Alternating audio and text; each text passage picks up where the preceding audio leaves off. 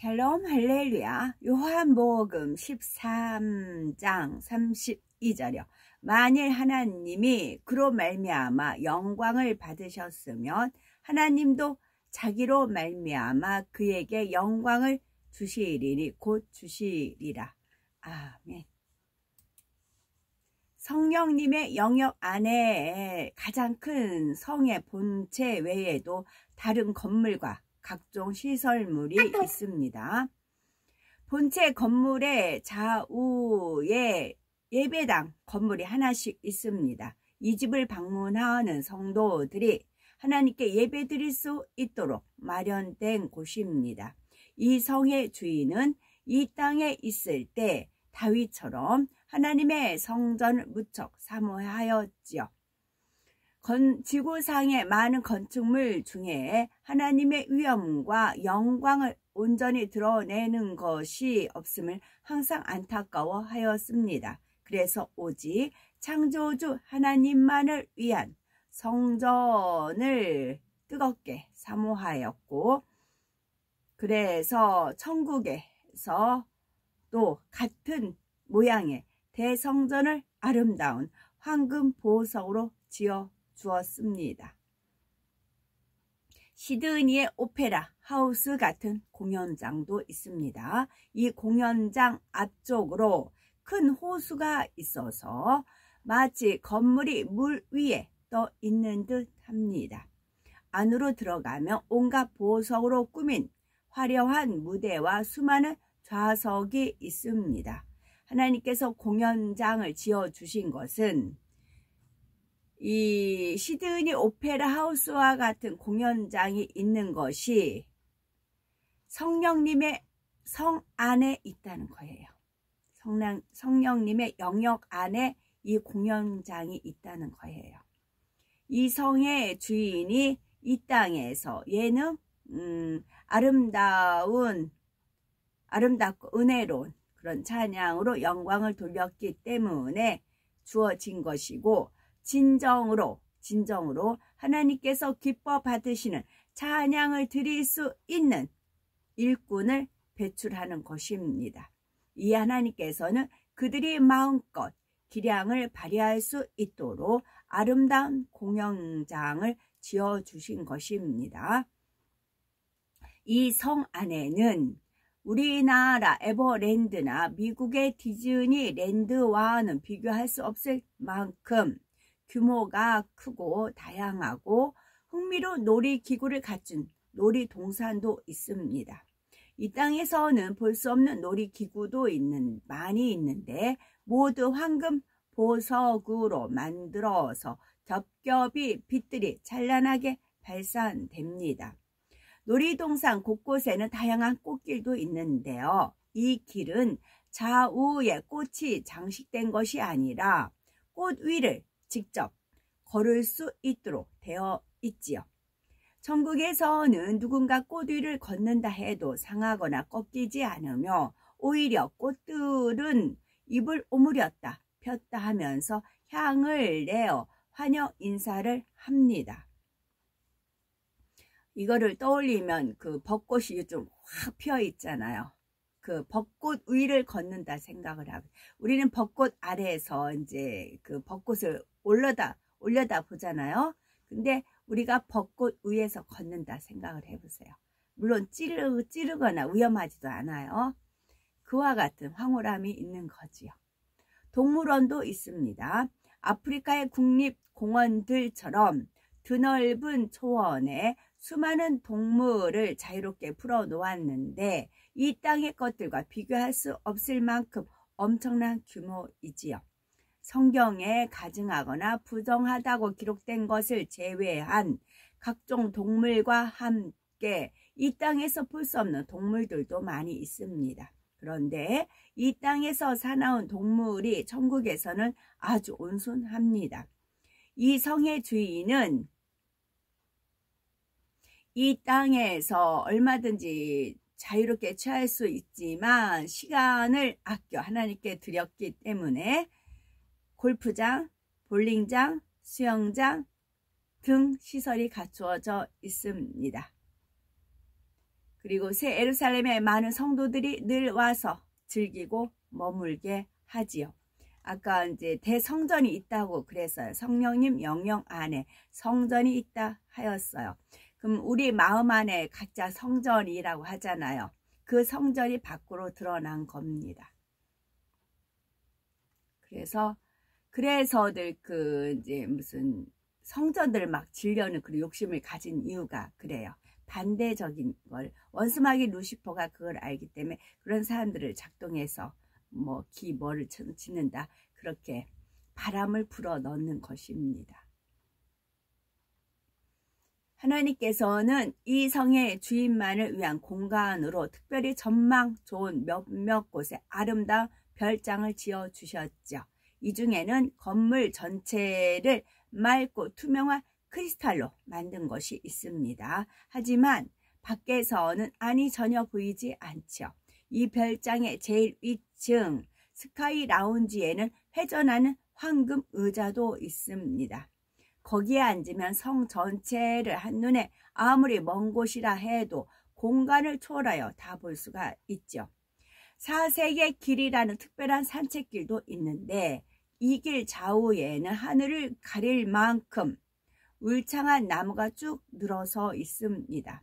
멀리서 간간히 맑은 새소리가 들려올 뿐 매우 고요한 이 길을 건너라면 마음 깊은 곳에서 평안함이 밀려오면서 이 땅의 일들이 떠올리지요. 문득 이 땅에서 봤던 해와 달과 별들이 보고 싶어하면 위쪽으로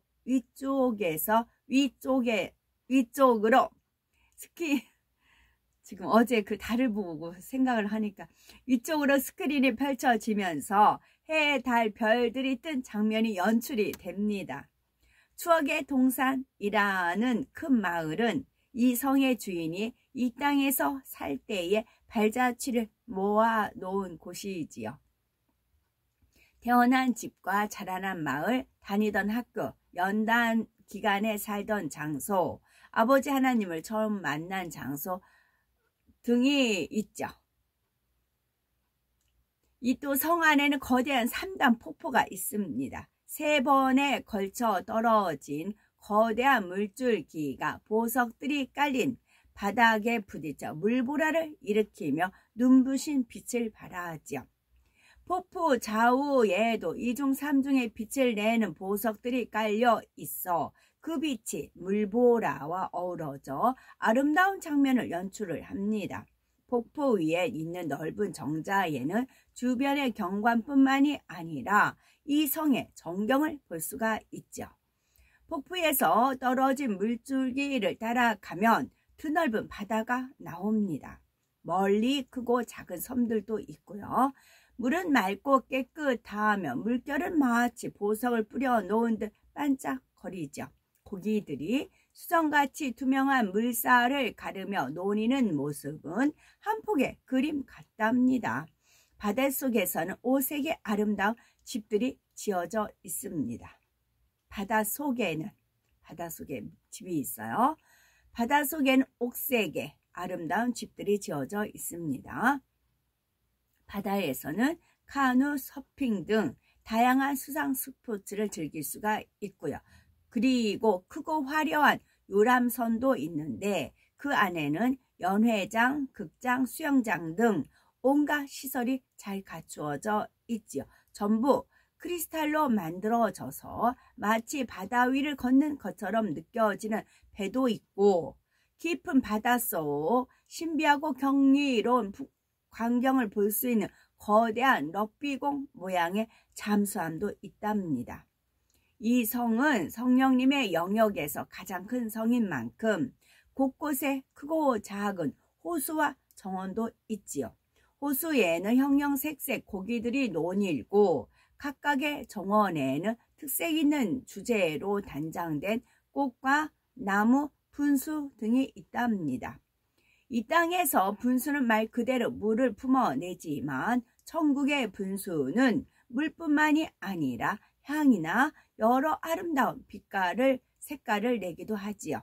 향에도 진주에서 느낄 수 있는 인내의 향, 붉게 타오르는 홍보석의 열심과 정성된 향, 희생의 향, 충성의 향 등 이 세상에서는 흠양할 수 없는 새롭고 진귀한 향들이 많이 있답니다.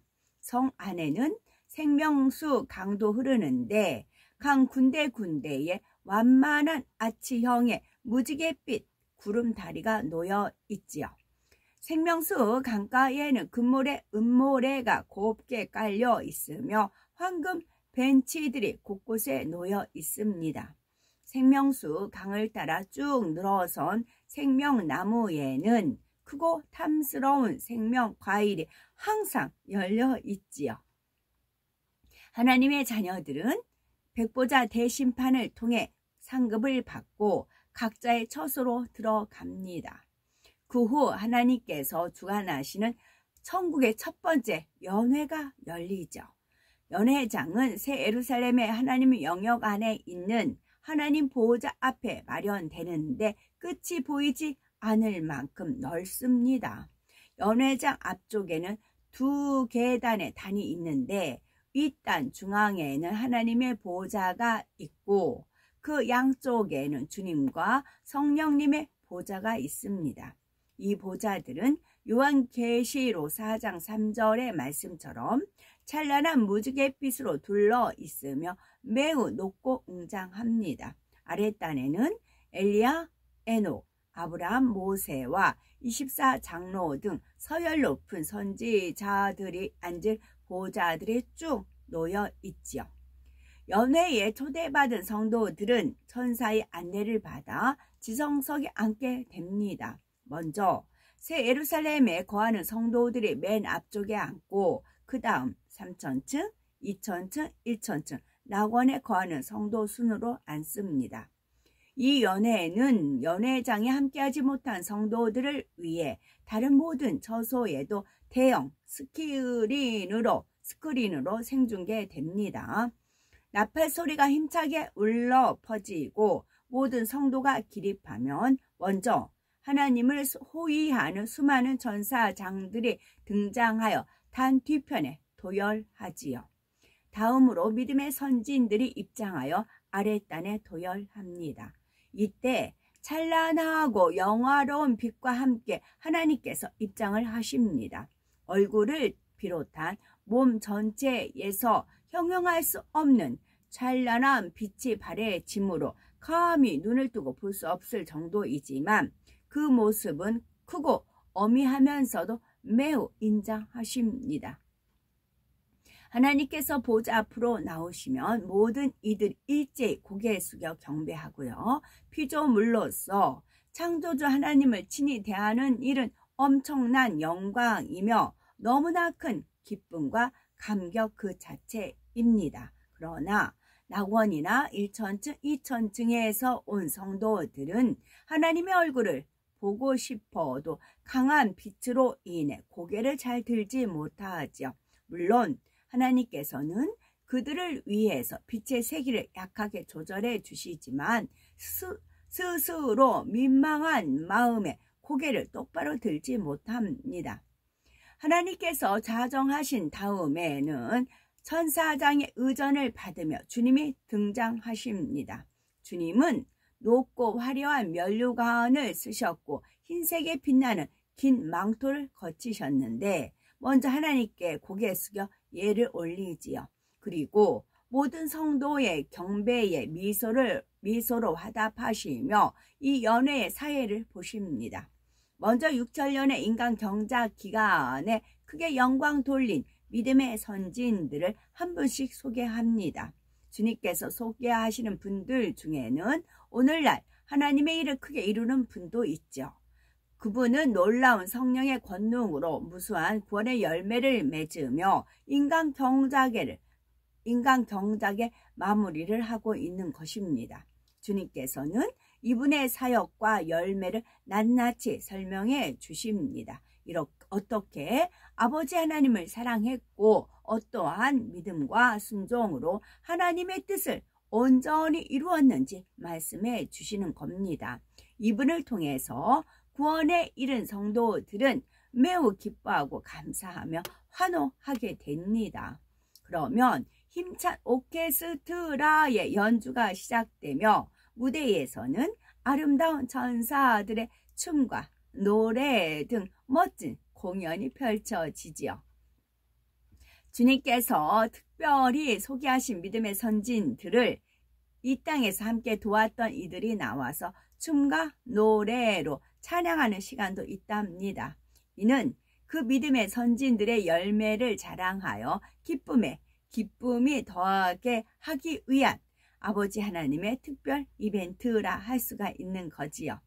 데살로니가전서 2장 19절에 사도 바울은 성도들을 향해 위해서 우리의 소망이나 기쁨이나 자랑의 면류관이 무엇이냐, 그의 강림하실 때 우리 주 예수 앞에 너희가 아니냐라고 했죠. 그 영광스러운 자리에 꼭 많은 분들이 함께하여 아버지 하나님의 기쁨이 되어야 되겠습니다. 아멘.